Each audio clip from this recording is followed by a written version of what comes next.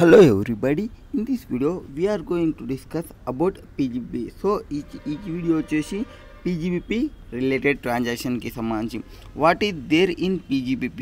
So PGBP లో first మనం PGBP కి సంబంధించి బిజినెస్ ఆర్ ప్రొఫెషన్ వాటి యొక్క డెఫినేషన్ చూస్తాము. సో బిజినెస్ లో వచ్చేసి సెక్షన్ 2 క్లాస్ 13 ఏ పర్సన్ ఎవరైతే ఉంటారో ఒక ట్రేడ్లో కానీ ఒక కామర్స్లో కానీ ఒక మ్యానుఫ్యాక్చర్లో కానీ ఒక అడ్వెంచర్లో కానీ ఒక కన్సర్న్లో కానీ వాళ్ళు నేచర్ ఆఫ్ ట్రేడ్ కామర్స్ మ్యానుఫ్యాక్చర్లో ఉంటే వాళ్ళని బిజినెస్ అంటాము. నో ఈ ట్రేడ్ అంటే బయింగ్ అండ్ సెల్లింగ్ చేయడము, కామర్స్ అంటే సర్వీసెస్కి సంబంధించి, మ్యానుఫ్యాక్చరింగ్ అంటే మీరు ప్రోడక్ట్ని మ్యానుఫ్యాక్చరింగ్ చేయడము, అండ్ ఎనీ అడ్వెంచర్ అంటే ఒక వర్క్ ఏదైతే ఒక ఇంట్రెస్టెడ్ వర్క్ని మీరు మనీ కోసం చేస్తుంటే వాటిని అడ్వెంచర్స్ అనవచ్చు. ఫర్ ఎగ్జాంపుల్ మీరు బెట్టింగ్ చేయడము, బెట్టింగ్స్లో బైక్ రైడింగ్ చేయడము, బైక్ రైడింగే మీ యొక్క మెయిన్ ఇన్కమ్ అయితే ఇప్పుడు అడ్వెంచర్కి సంబంధించి ఇవన్నీ చేస్తుంటే బిజినెస్ అంటాము. నెక్స్ట్ ప్రొఫెషన్ అనేది యాక్చువల్గా యాక్ట్లో డిఫైన్ చేయలేదు, దీనికి some excellent degree of knowledge అనేది కావాలి. Next profession include vocation also. Vocation అంటే రిక్వైర్డ్ డిగ్రీ అనేది ఏమీ అవసరం లేదు, some through of some technique some నాలెడ్జ్తో సమ్ ఎక్స్పీరియన్సెస్ మీరు గెయిన్ చేసుకుంటారు. వొకేషన్కి సంబంధించి ఎగ్జాంపుల్ అంటే like a person singer, dancer, cricketers ఇట్లాంటి పర్సన్స్ అంతా వొకేషన్కి వస్తారు. అండ్ ప్రొఫెషన్లో మ్యాక్సిమం మీకు ఒక సర్టిఫికేట్ అనేది ఉండొచ్చు, స్పెషలైజ్డ్ నాలెడ్జ్ అనేది ఉండొచ్చు. సో సిఏ, సిఎంఏ, సిఎస్ వీళ్ళంతా ప్రొఫెషన్కి వస్తారు. నౌ మీకు యాజ్ పర్ పీజీబీపీ మీకు ఇన్కమ్ అంటే పీజీబీపీలో మీకు ఇక్కడ ఎక్స్పెన్స్ ఉంటుంది అండ్ ఇక్కడ ఇన్కమ్ ఉంటుంది అండ్ ఇక్కడ నెట్ ప్రాఫిట్ ఉంటుంది. సో ఈ ప్రాఫిట్లో ఏమేమి ఇంక్లూడ్ అవుతాయి అనేది ఈ చాప్టర్లో తెలుసుకుంటాం. ఈ ఎక్స్పెండిచర్లో ఏమేమి ఉంటాయనేది తెలుసుకుంటాం, ఈ ఇన్కమ్ ఏమేమి ఉంటాయనేది తెలుసుకుంటాం. ఇక్కడ సెక్షన్ 28 డీల్ చేస్తాం, ఇక్కడ 30 to 43D వరకు డిస్కషన్ చేస్తాం. ఇక్కడ ఈ నెట్ ప్రాఫిట్లో ఏమేమి ఇంక్లూడ్ అవుతాం అనేది ఇక్కడనే డిస్కషన్ చేస్తాము ఇవి మెయిన్గా. అండ్ ఇక్కడ మిస్ అయిన సెక్షన్ 29 ఏం చెప్తారంటే మీరు ఈ ఇన్కమ్ని కంప్యూటేషన్ చేసేటప్పుడు ఇవన్నీ మీరు కన్సిడర్ చేయండి అని సెక్షన్ 29 చెప్తుంది. నో ఈ ప్రాఫిట్లో ఏమేమి ఇంక్లూడ్ అవుతాయి, ప్రాఫిట్లో includes in cash or kind. So మీరు క్యాష్లో రిసీవ్ చేసుకున్న, కైండ్లో రిసీవ్ చేసుకున్న ప్రాఫిట్లో ఇంక్లూడ్ అవుతాయి. కైండ్లో రిసీవ్ చేసుకుంటే ఏ అమౌంట్ తీసుకోవాలి, on the date of receipt మీరు ఎప్పుడైతే రిసీవ్ చేసుకుంటారో ఆ రోజు వాల్యూ అయితే ఉందో ఆ వాల్యూని క్యాష్ ఈక్వలెంట్గా తీసుకోవాలి. నెక్స్ట్ క్యాపిటల్ రిసీట్స్ అనేది జనరల్గా ఇంక్లూడ్ కావు, బట్ కొన్ని క్యాపిటల్ రిసీట్స్ వస్తాయి. ఫర్ ఎగ్జాంపుల్ మీరు బిజినెస్ పర్పస్ కోసం యూజ్ చేస్తున్న బిల్డింగ్ ఉంది, ఆ బిల్డింగ్ని మీరు సేల్ చేసినారు, అప్పుడు మీకు బిజినెస్ ఇన్కమ్ కిందకే వస్తాయి. అట్లా కొన్ని రిసీట్స్ అనేవి వస్తాయి, వాటిని ఫ్యూచర్లో డిస్కషన్ చేస్తాము. నెక్స్ట్ వాలంటరీ రిసీట్స్ అంటే మీకు ఎటువంటి అప్లికేషన్ లేకుండా మీరు అమౌంట్ని పేమెంట్ చేసినారు అండ్ అవతల పర్సన్కి ఎటువంటి అప్లికేషన్ లేకుండా అమౌంట్ని రిసీవ్ చేసుకున్నాడు. ఫర్ ఎగ్జాంపుల్ ఒక లాయర్ ఉన్నాడు, అతని క్లయింట్ కాకుండా వేరే క్లయింట్ అమౌంట్ ఇచ్చినాడు అండ్ ఆ క్లయింట్ ఎందుకు ఇచ్చినా అంటే ఇతని యొక్క ఎగ్జాక్ట్ క్లయింట్కి నెగిటివ్ వచ్చినా ఆర్ పాజిటివ్ వచ్చినా అతనికి బెనిఫిట్ వస్తుంది అన్నప్పుడు అతను పేమెంట్ చేసినాడు. అట్లాంటి కేసెస్లో మనం వాలంటరీ రిసీట్గా తీసుకుంటాం, వాటిని కూడా మనం ప్రాఫిట్లో ఇంక్లూడ్ చేసుకోవాలి. Next application of gains of trade is immaterial. మీకు ఒక గెయిన్ వచ్చింది, ఆ గెయిన్ని మీరు పర్పస్ ఒక కమ్యూనిటీ కోసం యూజ్ చేస్తున్న, ఒక బెనిఫిట్ అనేది కమ్యూనిటీ కోసం యూజ్ చేయడం, పబ్లిక్ బాడీ కోసం యూజ్ చేస్తున్న ఆ గెయిన్ మీరు ఏదాని పర్పస్ కోసం మీరు అప్లికేషన్ చేసినా అది లైబుల్ ఫర్ ట్యాక్సే. అండ్ ఈ సెక్షన్ అనేది బిజినెస్, ప్రొఫెషన్, వొకేషన్ అనేది అట్లీస్ట్ ఒకసారి బిజినెస్ ఇయర్లో ఒకసారి చేసినా మీకు వచ్చేస్తుంది. During the accounting period full ఇయర్కి చేయాల్సిన అవసరం లేదు. అండ్ మీరు డైరెక్ట్గా మీరే ఓనర్ చేయాల్సిన అవసరం లేదు, అండర్ కంట్రోల్ వేరే పర్సన్ కంట్రోల్ చేస్తూ మీరు చేసినా మీకు వచ్చేస్తుంది. Next income from distinct business అంటే మీకు వేరియస్ బిజినెసెస్ ఏవైతే ఉంటాయో, ఫర్ ఎగ్జాంపుల్ మీకు క్లోత్ బిజినెసెస్ ఉంది అండ్ గోల్డ్ బిజినెసెస్ ఉంది అండ్ రెంటల్ ఇన్కమ్ సంబంధించి హోటల్కి సంబంధించి అకామిడేషన్స్, రెంటల్స్ అవన్నీ ప్రొవైడ్ చేస్తున్నాం. ఇట్లాంటివన్నీ అన్నీ ఉన్నవి ఈచ్ డిస్టింక్టివ్ బిజినెస్ని సపరేట్గా కంప్లీట్ చేసి ట్యాక్స్ అనేది మనం వేస్తాము, ఒకటే అగ్రిగేటివ్లో వేస్తాము. నెక్స్ట్ కంప్యూటేషన్ ఆఫ్ ప్రాఫిట్, దానికి ముందర లీగాలిటీ ఆఫ్ ఇన్కమ్. ఇక్కడ ఇల్లీగల్ బిజినెసెస్ అయినా, ఇల్లీగల్ ప్రొఫెషన్ అయినా, ఇల్లీగల్ వొకేషన్ అయినా అవి కూడా ఎగ్జామ్ట్ అనేది కాదు ప్రాఫిట్కి. వాటిని కూడా మనం ట్యాక్స్కి తీసుకోవాలి. బట్ వాటికి వచ్చే ఎక్స్పెండిచర్ని మనం అలో చెయ్యము. అది మనం చెప్పినాము. ఇక్కడ ఏవైతే చెప్పినాం మనం సెక్షన్ 28 ఇన్కమ్ 28 అనేది ఇన్కమ్ గురించి మాట్లాడుతుంది.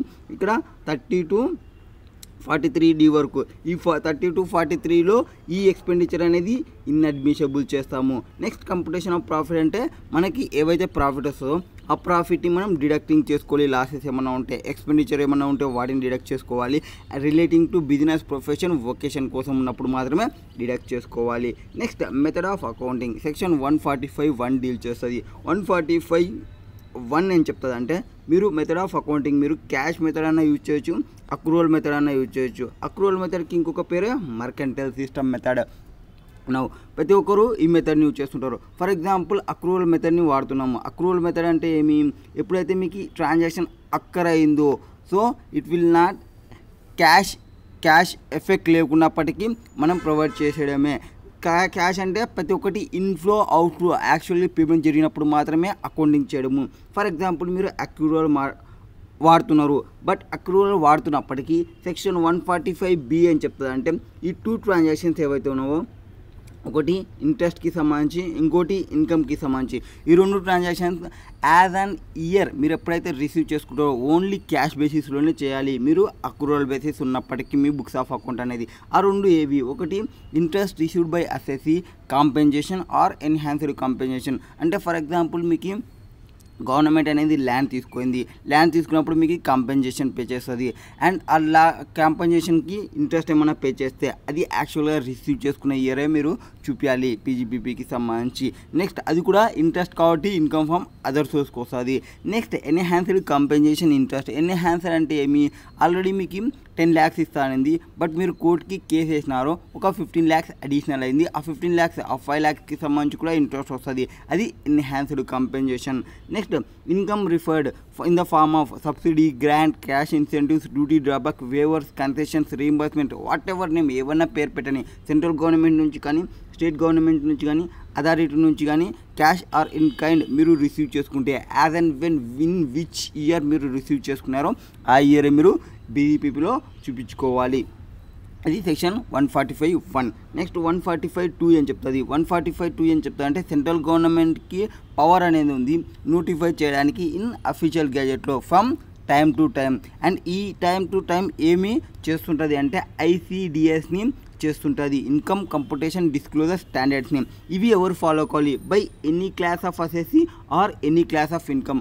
క్లాస్ ఆఫ్ ఇన్కమ్ అంటే ఏమి, పీజీపీపీ వాళ్ళు ఒక్కటే చేయండి, అండ్ ఆ ఇన్కమ్ ఫ్రమ్ అదర్ సోర్సెస్ వాళ్ళే చేయండి. Income from other sources and PGP ఈ క్లాస్ ఆఫ్ ఇన్కమ్ ఉన్న వాళ్ళే చేయండి. ఇది క్లాస్ ఆఫ్ ఇన్కమ్కి. Next any class of assessee only ఇండివిజువలే చేయండి, ఓన్లీ HUF చేయండి. ఇండివిజువల్ HUF చేయకండి, కంపెనీ ఒకటే చేయండి, AOPI BOI మాత్రమే చేయండి. ఇది ఎనీ క్లాస్ ఆఫ్ అసెసీ. ఇది ఎప్పటి నుంచి స్టార్ట్ అయింది, సెంట్రల్ గవర్నమెంట్ అనేది ICDSని నోటిఫై చేసి ఒక 10 నోటిఫై చేసింది. అప్లికబిలిటీ వచ్చేసి అసెస్మెంట్ ఇయర్ 17-18 నుంచి.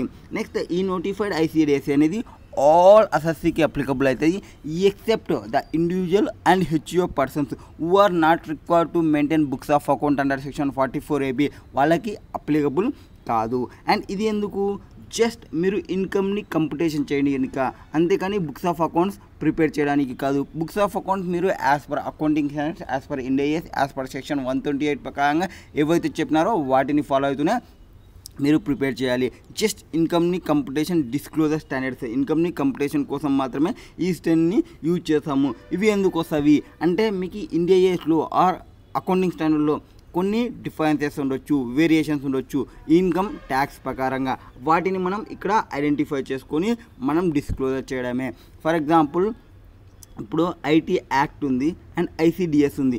ఎవరు ప్రివేల్ చేస్తారు అంటే IT యాక్ట్ని మనం ఫాలో కావాలి. IT రూల్స్ ఉన్నవి అండ్ IT రూల్స్ తర్వాత ఈ ICDS ఉన్నవి. మనం ఎవరిని ఫాలో కావాలి అంటే IT రూల్స్నే ఫాలో కావాలి. అండ్ ICDSకి సంబంధించి ఈ ఐసిడిఎస్కి సంబంధించి ఇండియాస్ ఉన్నవి, అకౌంటింగ్ స్టాండర్డ్స్ ఉన్నవి, ఐసిడిఎస్ ఉన్నాయి. ఎవరిని ఫాలో కావాలి?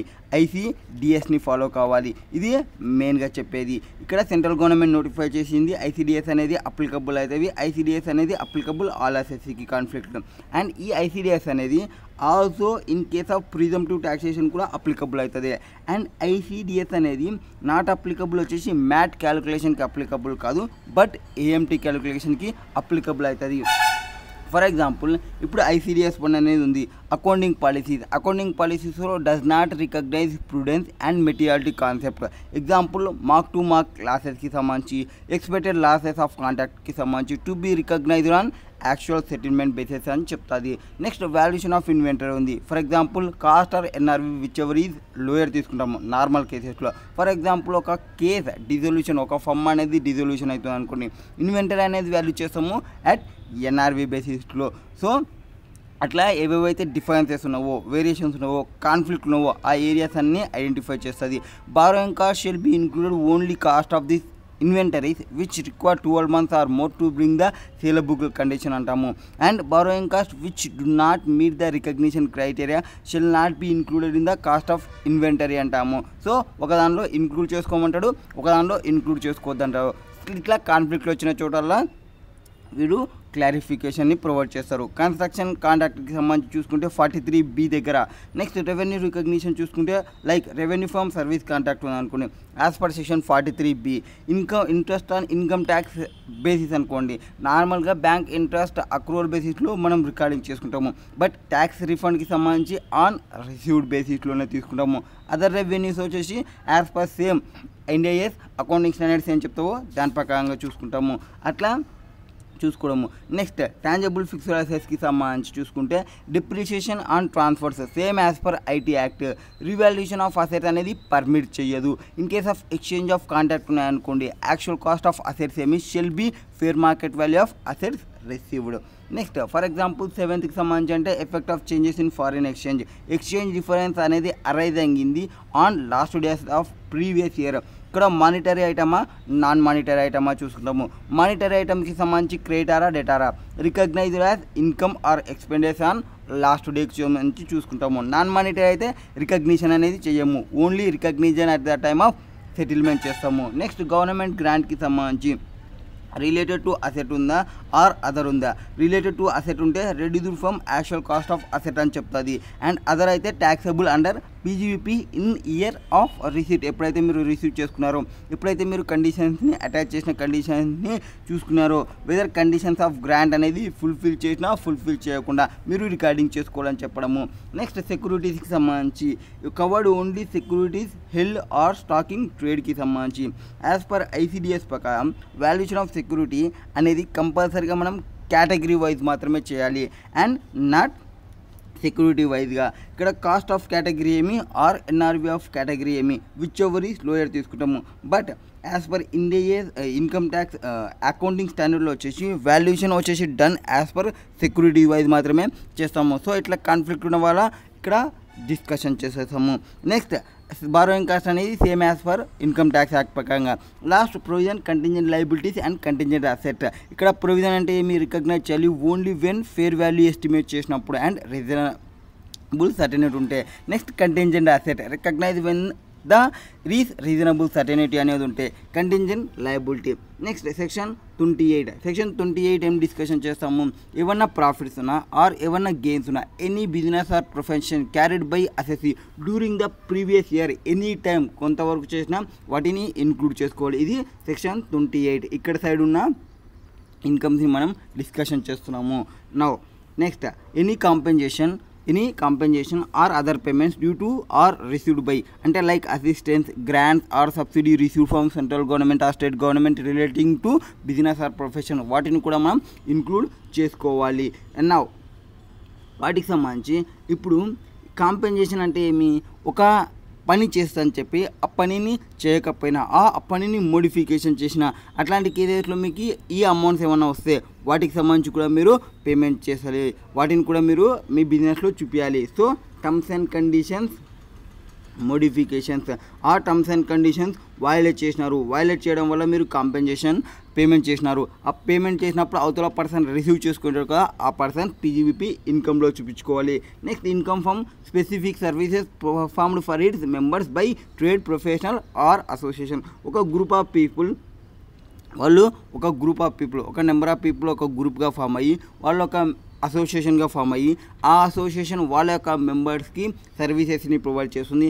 ఆ సర్వీసెస్లో ఇన్కమ్స్ వచ్చినాయనుకోండి, ఆ ఇన్కమ్ని కూడా మీరు పీజీబీపీలో చూపించుకోవాలి. Next incentives received or receivable by assessee carrying on export business. ఎవరైతే ఎక్స్పోర్ట్ బిజినెస్ చేస్తుంటారో ఆ ఎక్స్పోర్ట్ బిజినెస్ చేస్తున్నప్పుడు గవర్నమెంట్ అనేది ఎక్స్పోర్ట్స్ అనేది ఎంకరేజ్ చేయడానికి కొన్ని అమౌంట్ని ప్రొవైడ్ చేస్తుంది. Like profit on sale of import entitlement, cash అసిస్టెంట్ని ప్రొవైడ్ చేయడము, ఎనీ స్కీమ్ ఆఫ్ గవర్నమెంట్ ఇండియాకి సంబంధించి central custom duty excise repay చేయడము, డ్యూటీకి రీపేయబుల్ చేసేటి డ్రాబ్యాక్ చేయడము, and profit and transfer of duty entitlement passbook. ఇట్లాంటివన్నీ మీకు ఏవైతే వస్తాయో వాటిని కూడా మీరు పీజీబీపీ ఇన్కమ్లో ఇంక్లూడ్ చేసుకోవాలి. Next value of any benefit or perquisites.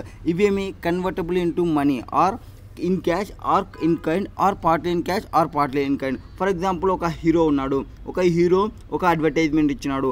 Advertisement ఇచ్చినప్పుడు అతనికి అమౌంట్ వస్తే పీజీబీపీలో చూపించుకుంటున్నా.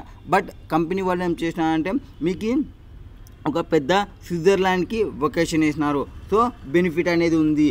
ఆర్ ఒక కార్ని ప్రొవైడ్ చేసినారు, పర్క్విజిట్స్ అనేది ఉంది, వాటిని కూడా పీజీబీపీలోనే చూపించుకోవాలి. నెక్స్ట్ ఫర్ ఎగ్జాంపుల్ ఇక్కడ ప్రొవైడ్ చేసిన కంపెనీ అనేది రెంట్ ఫ్రీ అకామిడేషన్ ప్రొవైడ్ చేసింది వాళ్ళ లాయర్కి, ప్రొఫెషనల్ సర్వీస్కి, అతను పీజీబీపీలో చూపించుకోవాలి.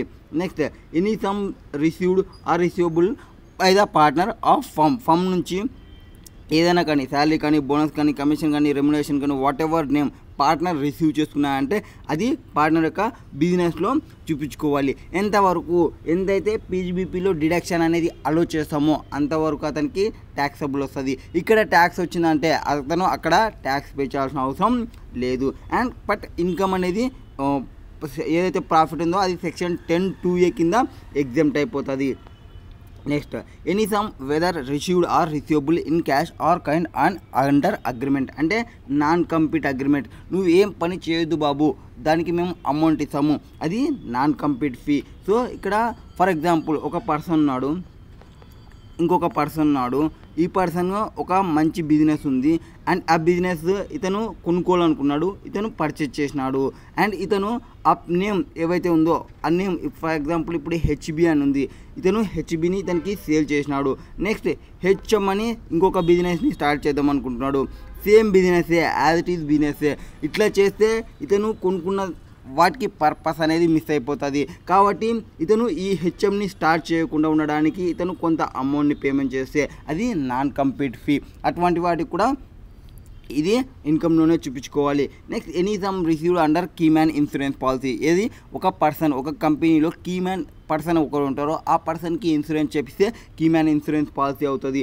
వాటి నుంచి అమౌంట్ వస్తే మెచ్యూరిటీ టైంకి ఆ అమౌంట్ని కూడా మనం ఇంక్లూడ్ చేసుకోవాలి. Next fair market value of inventory on its conversion or treatment has capital. So inventory నుంచి మీరు క్యాపిటల్ అసెట్కి కన్వర్ట్ చేస్తే as and date of conversion డేట్కి ఏదైతే రేట్ ఉందో ఆ రేట్ని మనం ఇన్కమ్గా చూపించుకోవాలి. Next sum received on account of capital assets referred under section 35AD. So 35ADలో కొన్ని రిసీవ్స్ ఏవైతే ఉందో ఫర్ ఎగ్జాంపుల్ మీ 35AD అంటే మీకు డిడక్షన్ ఎందుకు ఇక్కడ చెప్పినాం, మనం P&Lలో మనం 30 to 43D వరకు డిస్కషన్ చేస్తామని, అందులోనే 35 వస్తుందా.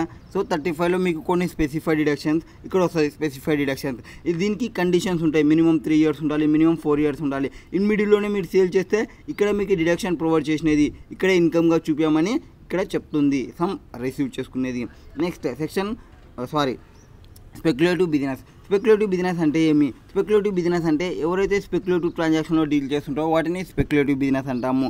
ఈ స్పెక్యులేటివ్ బిజినెస్ యొక్క లాస్ యాజ్ పర్ సెక్షన్ 73 ప్రకారంగా స్పెక్యులేటివ్ బిజినెస్ యొక్క లాస్ ఓన్లీ స్పెక్యులేటివ్ బిజినెస్తోనే క్లెయిమ్ చేసుకోవాలి, అంతేకాని వేరే ఎనీ అదర్ బిజినెస్తో క్లెయిమ్ చేసుకోకూడదు. నా స్పెక్యులేటివ్ ట్రాన్సాక్షన్స్ అంటే ఏమి? స్పెక్యులేటివ్ ట్రాన్సాక్షన్స్ అంటే ఎవరైతే stock purchase or sale in relation to stock commodities shares చేస్తుంటారో బట్ యాక్చువల్ డెలివరీ అనేది ఉండదు, other than actual delivery transfer జరుగుతుంటావో జస్ట్ నెట్ సెటిల్మెంట్ అనేది ఉంటుందో వాటిని మనం స్పెక్యులేటివ్ బిజినెస్ అంటాము.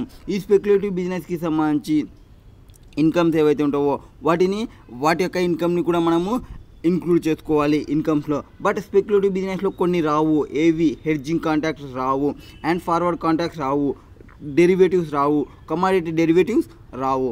Next, computation of profit and gains from business or profession. Section 29. Section 29 మనం చెప్పినాము. సెక్షన్ 29 అంటే ఏం చెప్పినాము? 29 అంటే 28 చేసేటప్పుడు 30 నుంచి 43 వరకు మీరు కన్సిడర్ చేయాలని చెప్తాము. సో కంప్యూటేషన్ ఆఫ్ ఇన్కమ్స్, అడ్మిషబుల్ ఏవి, ఇన్అడ్మిషబుల్ ఏమి, ఎక్స్పెన్సెస్, సర్టెన్ ట్రాన్సాక్షన్స్ ఏవి, and profitable charge, other provisions. ఇక్కడ మనం చెప్పిన ప్రొవిజన్ ఇక్కడ ఉంటుంది. 29 అనేది 30 నుంచి 43D వరకు మీరు కన్సిడర్ చేయాలి. 30 నుంచి 36 స్పెసిఫిక్ ప్రొవిజన్స్. 37 అనేది రెసిడ్యూరీ ప్రొవిజన్స్. ఏవైతే మిస్ అయింటావో 30 నుంచి 36కి 37లో డిస్కషన్ చేస్తాము. నెక్స్ట్ 30 ఏముందంటే ఈ 30లో వచ్చేసి కొన్ని ఎక్స్పెండిచర్ ఉంటాయి. ఏవేవి? Rent, rates, repairs, insurance for building used in business or profession. Business కోసం, బిజినెస్ యొక్క పర్పస్ కోసం యూజ్ చేస్తుంటే ఈ అమౌంట్స్ అనేది మీకు అలో చేస్తారు. రెంట్ అనేది అలో చేస్తారు, అండ్ రిపేర్స్ అనేది అలో చేస్తారు. రేట్స్ మీన్స్ మున్సిపల్ ట్యాక్స్ అట్లాంటివి అలో చేస్తారు. రిపేర్స్లో మెయిన్ ఇంపార్టెంట్ ఏమంటే అది క్యాపిటలా, రెవెన్యూనా? ఓన్లీ రెవెన్యూ మాత్రమే అలో చేస్తారు, క్యాపిటల్ అనేది అలో చేయరు. ఇన్సూరెన్స్ అనేది అలో చేస్తారు. ఈ క్యాపిటల్ ఎక్స్పెండిచర్ ఏమవుతుంది? ఆ బిల్డింగ్కి సంబంధించి యాడ్ చేసుకుంటాము, అండ్ డిప్రిషియేషన్ని మీరు క్లెయిమ్ చేయొచ్చు. ఫర్ ఎగ్జాంపుల్ ఇక్కడ ఇంకొక అడిషనల్ పాయింట్ ఏమంటే ఎవరైతే అసెస్సీ ఉంటాడో, ఓనర్ ఉంటాడో, ఆ ఓనరే అతనే రెంట్ పేమెంట్ చేసుకుంటే వాటిని మనం నోషనల్ రెంట్ అంటాము. అటువంటి నోషనల్ రెంట్ని డిడక్షన్ అనేది అలో చేయరు. అండ్ రిపేర్స్ అనేది అలో చేస్తారు ఇఫ్ మీరు ఓనర్ అయినా ఆర్ మీరు టెనెంట్ అయినా, ఈవెంట్ మీరు బెనిఫిషియరీ ఓనర్ అయినా. బెనిఫిషియరీ ఓనర్ అంటే ఓనర్ కాదు, టెనెంట్ కాదు. ఫర్ ఎగ్జాంపుల్ మీరు లీజ్కి తీసుకున్నారు, సో మీరు బెనిఫిషియరీ ఓనర్ అవుతారు. మీరు బెనిఫిషియరీ ఓనర్ అయినప్పుడు కూడా మీకు అలో అనేది చేస్తారు. ఏవి? రిపేర్స్కి సంబంధించి కాస్ట్ ఆఫ్ రిపేర్స్ ఎంత అయింది వాటికి సంబంధించి డిడక్షన్ అనేది అలో చేస్తారు. మీరు బిజినెస్ పర్పస్ కోసం కాకుండా వేరే పర్పస్ చేస్తుంటే వాటిని మీరు ఇంక్లూడ్ చేయకూడదు ఏవైతే ఉంటావో. అండ్ ఇక్కడ అదర్ ఎక్స్పెన్సెస్లో చెప్పినారు deductions are allowed in respect of expenses by way of land revenue, local rates, municipal tax, insurance in respect of premises used for the purpose of business or professions. And cesses, rates, tax levied by foreign government also allowable. అన్నీ allow చేస్తారు. అండ్ మీరు ఆ బిల్డింగ్ని partly business purpose కోసం, partly personal purpose కోసం use చేస్తుంటే ఆ ప్రపోర్షనేట్ వేలో మీకు డిడక్షన్ అనేది అలో చేస్తారు. Next section 31. సెక్షన్ 31 ఏం చెప్తుంది? Repairs and insurance of plant and machinery, furniture వాటికి చెప్తుంది. అంటే రిపేర్స్ వచ్చేసి మీకు అలో చేస్తుంది. రిపేర్స్లో రెవెన్యూనా, క్యాపిటలా చూడాలి. రెవెన్యూ అయితే అలో చేస్తుంది, క్యాపిటల్ అయితే అలో చేయదు. క్యాపిటల్ని మనం యాడింగ్ టు ప్లాంట్ అండ్ మిషనరీకి యాడ్ చేసుకోవాలి, మీకు డిప్రిషియేషన్ అనేది వస్తుంది. నెక్స్ట్ ఇన్సూరెన్స్ అనేది అలో చేస్తారు. ఇక్కడ యూజ్ చేయాలి అసెట్ని అని చెప్పినాము. The word use has to be read as wide sense. Active use ఉండొచ్చు ఆర్ ప్యాసివ్ యూజ్ కూడా ఉండొచ్చు. However insurance and repair charges of assets which are owned by the assessee but have not been used for business during the previous year would not be allowed has deduction. Next ఈ point, even మీరు part of ఇయర్కి కొంతవరకు use చేసినప్పటికీ మీరు expenditure incur అయితే మీకు full expenditure అనేది వస్తుంది, not merely amount of professional income. And రిపేర్స్లో ఎక్స్క్లూడ్ చేసాము రీప్లేస్మెంట్ అండ్ రీకన్స్ట్రక్షన్, అదే మనం క్యాపిటల్ ఎక్స్పెండిచర్కి సంబంధించి చెప్పినాము. అండ్ ప్రీమియంని మీరు కావాలి అంటే మూడు కండిషన్ని సాటిస్ఫై చేయాలి. ఒకటి, అది ఇన్సూరెన్స్ ప్రీమియం అనేది అగెనెస్ట్ టు రిస్క్, డ్యామేజ్కి అవుతుందని, డిస్ట్రక్చర్ అవుతుందని ఆ రిస్క్ని బేర్ చేయడానికి తీసుకోవడం. Assessee purpose of accounting year, business or profession during the accounting ఇయర్లో ఆ పర్పస్ ఆ అసెట్ అనేది యూజ్ చేస్తున్న must be used. Next premium should be how been actually pay చేయాలి. ఇఫ్ ఇన్ క్యాష్ బేసిస్ అయితే, మర్కంటైల్ బేసిస్ అయితే payable under mercantile system of accounting. Next current repairs మాత్రమే allow చేస్తారు, not allowed capital expenditure. Next section is main important, section 32. Now section 32 ఏం చెప్తుంది? Section 32 ఏం చెప్తాదంటే ఒక assessee ఉండాలి. ఫస్ట్ అసెస్సీ అనేవాడు మస్ట్ యూజ్ చేయాలి ఒక అసెట్ ఉండాలి. ఆ అసెట్ని యూజ్ చేయాలి బిజినెస్ పర్పస్ కోసం, బిజినెస్ ఆర్ ప్రొఫెషన్ పర్పస్ కోసం. ఈ యూజ్ అనేది actual use are passive use, A use అన్నా కానీ ఫస్ట్ అసెట్ అనేది యూజ్ చేయాలి. ఇది first condition. Next second condition ఏం చెప్తారు, asset must be the owner of such asset. ఆ అసెట్కి ఓనర్ ఎవరై ఉండాలి, ఆ అసెట్స్ అయి ఉండాలి, హోలీ ఆర్ పార్ట్లీ ఓనర్ అయ్యి ఉండాలి. నెక్స్ట్ డిప్రిషియేషన్ అనేది అలో చేయాలంటే ఆ అసెట్ని పుట్ టు యూజ్ పెట్టినప్పుడు మాత్రమే అలో చేస్తాము డిప్రిషియేషన్ అనేది. బట్ కొన్ని అసెట్స్ ఉంటాయి, మనం ఏం చెప్పినాము, కొన్ని అసెట్స్ ఏవైతే ఉంటావో వాటివి అంటే active use, passive use. Active use అంటే ఏమి, directly tied to the operating activity, డైరెక్ట్గా ఆపరేటింగ్ యాక్టివిటీలో యూజ్ చేస్తుంటే యాక్టివ్ యూజ్ అని చెప్పినాము. ప్యాసివ్ యూజ్ అంటే ఏమి, డైరెక్ట్గా యూజ్ లేదు బిజినెస్ కోసం, అవి ప్యాసివ్ యూజ్ అంటాము. సో ప్యాసివ్ యూజ్కి ఎగ్జాంపుల్ ఏమి, stand equipment, fire extinguisher, machine spare parts ఏవైతే ఉన్నావో ఇవి యాక్టివ్గా మనం యూజ్ చేయడము. హౌఎవర్ ఇటువంటి ఐటమ్స్లో కూడా మీకు డిప్రిషియేషన్ అనేది అలో చేస్తారు, even if they are kept ready for use. Just ready for use ఉందంటే అలో చేస్తారు. ఇక్కడ డిప్రిషియేషన్ అనేది అలో టు బెనిఫిషియల్ ఓనర్ కూడా. బెనిఫిషియల్ ఓనర్ అంటే నేను ఇందాకనే చెప్పినాను, మనకి ఓనర్ ఉండొచ్చు, టెనెంట్ ఉండొచ్చు, బెనిఫిషియల్ ఓనర్ కూడా ఉండొచ్చు. బెనిఫిషియల్ ఓనర్కి కూడా డిప్రిషియేషన్ అనేది అలో చేస్తారు. In case of lease assets అయితే ఎవరు లెస్సార్ తీసుకుంటారు, లెస్సార్ తీసుకుంటారు డిప్రిషియేషన్ అనేది. And in case of land and goodwill, ఈ ల్యాండ్ అండ్ గుడ్ విల్కి డిప్రిషియేషన్ అనేది రాదు. అండ్ ఈ డిప్రిషియేషన్ని నేను కంపల్సరీ తీసుకోవాలంటే yes it is mandatory to claim the depreciation. నేను డిప్రిషియేషన్ ఈ ఇయర్ తీసుకోను, నెక్స్ట్ ఇయర్ తీసుకుంటా అంటే అట్లా అలో చెయ్యరు. నౌ డిప్రిషియేషన్ చేయాలంటే డిప్రిషియేషన్కి సంబంధించి మేజర్గా 4 అసెట్స్ చూసుకోవచ్చు, 4 క్లాసెస్గా. ఈ టాంజబుల్ని 3 అనుకోవచ్చు. ఫస్ట్గా ఇది తీసేస్తే ఇక్కడ ఇంటాంజబుల్ అసెట్స్ అనుకోవచ్చు మళ్ళీ. సో ఈ టాంజబుల్లో ఇందాక మనం సెక్షన్ 30 చెప్పినాము, బిల్డింగ్ గురించి చెప్పినాము. నెక్స్ట్ ప్లాంట్ అండ్ మిషనరీ గురించి 31లో చెప్పినాము, ఫర్నిచర్ గురించి కూడా 31 చెప్పినాము. ఇట్లా డివైడ్ చేసుకుంటాము. నెక్స్ట్ ఇంటాంజబుల్ అసెట్స్ అంటే ఏమి, know how, patents or goodwill or license ఏమన్నా ఉన్నా ఆర్ ఫ్రాంచైజ్ ఏమన్నా ఉన్నా ఇవన్నీ intangible assets. Reputation of the firm intangible asset, వాటన్నిటిని గుడ్ విల్ అంటాము. నెక్స్ట్ ఇంటాంజబుల్ అసెట్స్ అంటాము. ఇక్కడ building, plant and machinery, furniture ఇవి ఉన్నాయి కదా, వీటికి డిప్రిషియేషన్ అనేది డిఫరెంట్ ఉంటుంది. ఫర్ ఎగ్జాంపుల్ ఈ బిల్డింగ్ అనేది మీరు రెసిడెన్షియల్ పర్పస్ కోసం యూజ్ చేస్తుంటే 5% depreciation, or commercial purpose use చేస్తుంటే 10% డిప్రిషియేషన్, ఆర్ మీరు టెంపరీ స్ట్రక్చర్ కోసం యూజ్ చేస్తుంటే 40%. రెసిడెంట్ అంటే తెలుసు, కమర్షియల్ అంటే తెలుసు. టెంపరీ స్ట్రక్చర్ అంటే ఏమి, టెంపరీ స్ట్రక్చర్ అంటే లైక్ వుడెన్ స్ట్రక్చర్లో యూజ్ చేయడము. ఫర్ ఎగ్జాంపుల్ ఒక షెల్టర్ని చేసినారు, జస్ట్ ఫామ్ హౌస్ టెంపరీ కోసం ఆ 1 year కోసం పెట్టడము. అక్కడ పొలంకి పోయినప్పుడు ఫామ్లో ఉండడానికి ఒక టెంట్ వేసినారు, వుడెన్తో వేసినారు, అట్లాంటివన్నీ టెంపరీ స్ట్రక్చర్, వాటికి 40% వస్తుంది. నెక్స్ట్ ఫర్నిచర్కి 10% వస్తుంది, డైరెక్ట్గా 10% తీసుకోవడమే. నెక్స్ట్ ఉన్నది plant and machinery. So plant and మిషనరీకి డిజైన్ అనేది అవుతుంది. ప్లాంట్ అండ్ మిషనరీలో డిఫరెంట్ బ్లాక్స్ అనేది చూసుకుంటాము, బ్లాక్ 1, బ్లాక్ 2, బ్లాక్ 3, బ్లాక్ 4 అనేది. సో డిఫరెంట్ బ్లాక్కి డిఫరెంట్ రేట్ అనేది వస్తుంది. ఫర్ ఎగ్జాంపుల్ బ్లాక్ 1లో మనకి ఏం చెప్తారంటే ఈ aeroplanes, pollution control equipment, medical equipment, energy saving devices, books and annual publications, computer softwares, వాళ్ళ యొక్క యాక్సెసరీస్, వాటన్నిటికీ వాళ్ళకి 40% అనేది డిప్రిషియేషన్ ప్రొవైడ్ చేస్తారు. నెక్స్ట్ ఒక షిప్స్ కానీ, వెజిల్స్ కానీ, స్పీడ్ బోట్లు కానీ వీటన్నిటికీ 20% అలో చేస్తారు. నెక్స్ట్ మోటార్ కార్స్లో ట్యాక్స్, బస్సెస్ ఏవైతే యూజ్ చేస్తుంటామో బిజినెస్ని రన్ చేయడానికి, హైరింగ్కి, వాళ్ళకి 30% అనేది ప్రొవైడ్ చేస్తారు. Next other motor cars, oil wells, office equipment, appliance like ఈ fabrics, mobile phones, other plant and machinery వీటన్ని 15%ని తీసుకుంటాము. ఇక్కడ ఇంకో బైఫర్కేషన్ ఏముంటుందంటే మోటార్ కార్స్ ఏవైతే ఉంటావో ఈ మోటార్ కార్స్ని మీరు హైర్కి పెట్టినారా అండ్ అదర్ మోటార్ వెహికల్కి పెట్టినామా. ఇందాకనే చెప్పినాము మోటార్ కార్స్ అన్నిటికీ 30% అని, బట్ మీరు హైరింగ్కి తీసుకున్నారా, అదర్ పర్పస్ కోసం చూసుకున్నారా. వాటి యొక్క పుట్ టు యూజ్ అనేది 23/8/19 నుంచి to 31 20 వరకు ఈ పీరియడ్లో ఉంటే ఆ టైంలో ఉంటే వీటి యొక్క హైయర్ పర్చేస్ కోసం ఉంటే 40% 45% అనేది మీకు డిప్రిషియేషన్ వస్తుంది. అదర్కి 30% అనేది డిప్రిషియేషన్ అనేది అలవబుల్. Intangible అసెట్స్కి direct 25%. ఇక్కడ నేను బ్లాక్స్ అని చెప్పినాను. ఇక్కడ నేను బ్లాక్ 1 బ్లాక్ 2 బ్లాక్ 2 అన్న. బ్లాక్ అంటే ఏమి?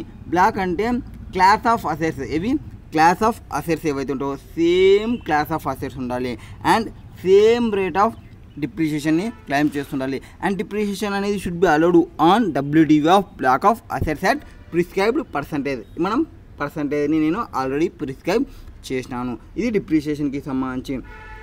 అండ్ ఈ డిప్రిషియేషన్ని క్లైమ్ చేస్తుంటే ఇక్కడ బ్లాక్ ఆఫ్ అసెట్ కంప్లీట్ అయిపోయింది. అండ్ డిప్రిషియేషన్కి సంబంధించి assets must be the owner, passive user, asset used for example asset అనేది మీరు లెస్ దెన్ 180 days యూజ్ చేస్తున్నారు, అప్పుడు మీకు ఓన్లీ 50% వస్తుంది. Greater than or equal to use చేస్తున్నారు, అప్పుడు మీకు 100% డిప్రిషియేషన్ వస్తుంది. 100%, 50% ఏ దానిపైన ఇక్కడ ఏవైతే నేను పర్సంటేజ్ ప్రిస్క్రైబ్ చేసినానో ఇంతకుముందు ఆ ప్రిస్క్రైబ్ చేసిన పర్సంటేజ్ పైన మీరు డిప్రిషియేషన్ని క్లెయిమ్ చేస్తారు. Next point computation of depreciation allowance. ఈ పవర్ జనరేషన్ అండర్టేకింగ్స్ వీళ్ళు కావాలనుకుంటే ఎస్ఎల్ఎం బేసెస్ని కూడా యూజ్ చేయొచ్చు. వాళ్ళకు ఒక ఆప్షన్ అనేది ఉంది. నౌ వీటి తర్వాత అడిషనల్ డిప్రిషియేషన్ అంటే ఏమి అంటే డిప్రిషియేషన్ నార్మల్గా ప్రిస్క్రైబ్ చేసిన డిప్రిషియేషన్ ఏవైతే ఉన్నావో ఆ రేట్స్ ఏవైతే ఉన్నావో ఆ రేట్స్ మీరు ఇంకా అడిషనల్గా కొన్ని డిప్రిషియేషన్ని కూడా మీరు క్లెయిమ్ చేయొచ్చు. అడిషనల్ డిప్రిషియేషన్ ఎంత? 20% మీరు క్లెయిమ్ చేయొచ్చు. ఎప్పుడు క్లెయిమ్ చేయొచ్చు? అసెస్సీ అనేవాడు ఎంగేజ్ అయి ఉండాలి business of manufacturing or production of any articles, factory కానీ ఇండస్ట్రీ కానీ, or generation, transmission, distribution of power వీటన్నిటిలో ఉండాలి. ఆ సెట్ని ఉండాలి. అప్పుడు ఆ బిజినెస్లో ఉంటే ఆ పర్సన్ ఉంటే ఎవరైతే వాళ్ళకి సంబంధించి వస్తుంది. నెక్స్ట్ పర్చేజ్ చేయాలి. న్యూ ప్లాంట్ అండ్ మిషనరీని పర్చేజ్ చేయాలి. Plant and machinery means new plant and machinery ఉండాలి డూయింగ్ ద ప్రీవియస్ ఇయర్. అప్పుడు మనకి అడిషనల్ డిప్రిషియేషన్ అనేది 20% వస్తుంది యాక్చువల్ కాస్ట్లో. ఇక్కడ కూడా same greater than or equal to 180 days ఉంటే ఫుల్ 20% వస్తుంది. లెస్ దెన్ ఉంటే 10% అంటే 50% అడిషనల్ డిప్రిషియేషన్ అనేది వస్తుంది. నౌ ఈ additional depreciation business of printing and publishing also eligible అయిపోతుంది. అండ్ ఇక్కడ అడిషనల్ డిప్రిషియేషన్ రాని కేసెస్ ఏవి అంటే ఎప్పుడు మనం సెకండ్ హ్యాండ్ మిషనరీ కొంటుంటే ఆల్రెడీ ఇన్స్టాల్ చేసిన మిషనరీస్ని కొంటుంటే ఆ ప్లాంట్ అండ్ మిషనరీ మనం కొని ఇన్స్టాల్ చేస్తున్నాము ఆఫీస్ ప్రెమిసెస్లో ఇన్స్టాల్ చేస్తుంటే ఆర్ రెసిడెన్షియల్ అకామిడేషన్లో చేస్తుంటే or office appliance or road transportation vehicles equipment ఇట్లాంటి అన్నిటికీ రాదు. నెక్స్ట్ ఏవైతే షిప్స్ ఉంటావో ఎయిర్ క్రాఫ్ట్ ఉంటావో రోడ్ ట్రాన్స్పోర్ట్ వెహికల్స్ ఉంటావో ట్రాక్స్ ఏవైతే ఉంటావో వాటన్నిటికీ రాదు. బట్ ట్రక్స్ ఏవైతే ఫ్యాక్టరీ కోసం యూజ్ చేస్తుంటామో వాటికి ఎలిజిబుల్ వస్తుంది. Next any plant and machinery on which 100% deduction allowed under other section. Already వేరే సెక్షన్లో మీకు 100% డిడక్షన్ అనేది వస్తే వాటిని కూడా మీకు ఇక్కడ డిప్రిషియేషన్ అనేది రాదు. ఫర్ ఎగ్జాంపుల్ సెక్షన్ 35లో 35ADలో కొన్ని స్పెసిఫై చెప్తాము, వాటికి సంబంధించి ఫుల్ డిడక్షన్ అనేది అక్కడే క్లెయిమ్ చేస్తాము 100%. వాటిపైన మీకు డిప్రిషియేషన్ అనేది రాదు. ఇది డిప్రిషియేషన్కి సంబంధించి. నెక్స్ట్ క్లాస్లో money payable, block of assets ఇవే మనం డిస్కషన్ చేసినది. బ్లాక్ అంటే ఏమనేది ప్రాబ్లం. ఫార్మాట్ ఉండాలి. ఐ థింక్ ఫార్మాట్ మిస్ చేసినాం. సో ఫార్మాట్తో క్లోజ్ చేద్దాం. నెక్స్ట్ వీడియోలో కంటిన్యూ చేద్దాం. Very the format.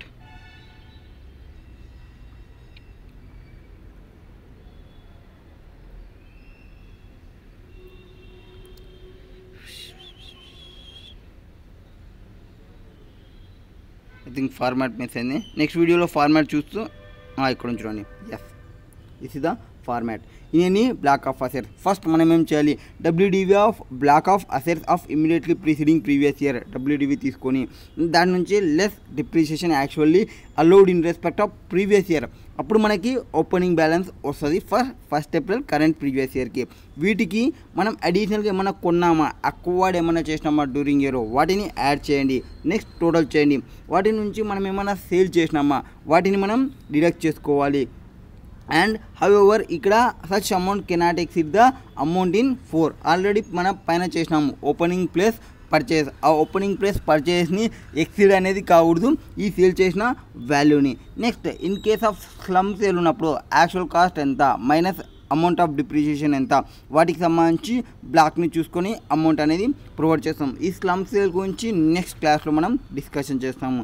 WDV at the end of the year మీకు వస్తుంది. ఆ డబ్ల్యూడివి పైన డిప్రిషియేషన్ ప్రిస్క్రైబ్ చేసిన రేట్ అంటే ఏది, నేను ఇందాక ఏవైతే చెప్పినాను ఇంటాంజిబుల్ అసెట్స్కి 25%, బిల్డింగ్ రెసిడెన్షియల్ పర్పస్ అయితే ఒక రేటు, నాన్ రెసిడెంట్ పర్పస్ అయితే ఒకటి, కమర్షియల్ పర్పస్ అంటే ఒక రేటు. ఆ ప్రిస్క్రైబ్ చేసిన రేట్ని మల్టిప్లై చేస్తే మీకు డిప్రిషియేషన్ అనేది వస్తుంది. అండ్ డిప్రిషియేషన్ని రేట్ని మల్టిప్లై చేసేటప్పుడు అది లెస్ దెన్ 180 డేస్ ఉందా మోర్ దెన్ 180 డేస్ ఉందా చూసుకోవాలి. లెస్ దెన్ 180 డేస్ ఉంటే 50% వేయాలి, మోర్ దెన్ 180 డేస్ ఉంటే 100% డిప్రిషియేషన్ అనేది క్లెయిమ్ చేయొచ్చు.